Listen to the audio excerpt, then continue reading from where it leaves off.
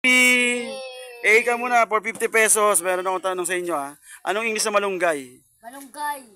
Malunggay.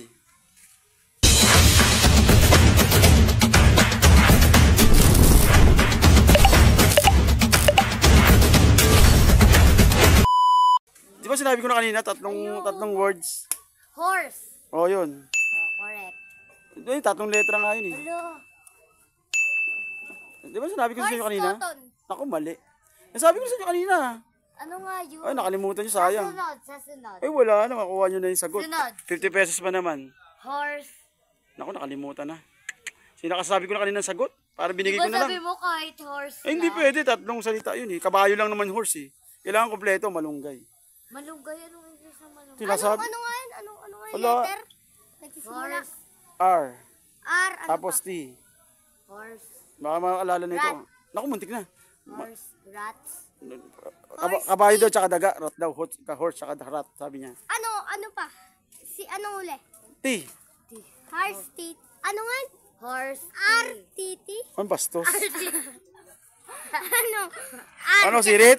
Sirit? Sabay, ano yung huli? S? T na nga. Sa gitna yung ano. Ano, S? Horse, radish. Horse. Radish. T. 3. Oo, nasagot ko. Oh, dahil lagay kayo, meron kang tanong sa akin. 50 pesos, 1 minute. Ano sa English ang malunggay? Ayun oh, malunggay. Patay na, 50 pesos. Makasagot, may 50 pesos, 1 minute. Oh, kala mag-review kayo ha. Ang dali ng tanong ko, di ba? Ano, nag-iisip ka ngayon, bing, bong. 50 seconds. Ano? Sirit? Ang dadali lang naman ng mga pinapahulaan ko sa inyo. 50. Clue? Tatlong letra ang sagot. English. Tatlong letra.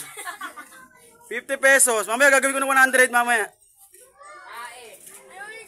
Ano sa English ang malunggay? Napakadali. Napakasimple. Ano, binigyan ng pa-premyo. Ano, pa-premyo.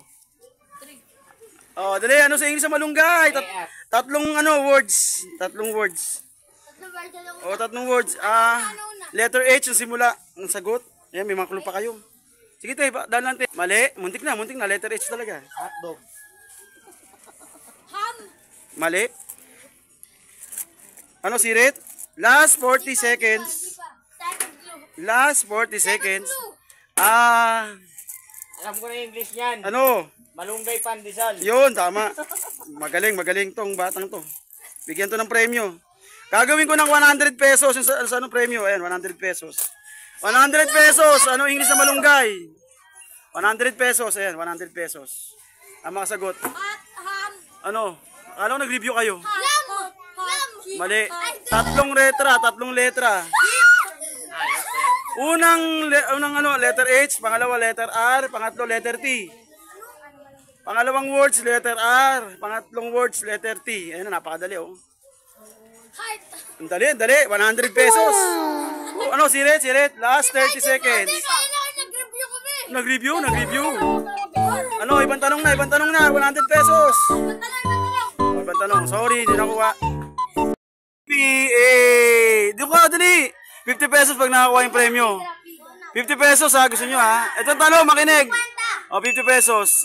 Ano sa English ang malunggay? Go. Napakadali. Malunggay. 3 words.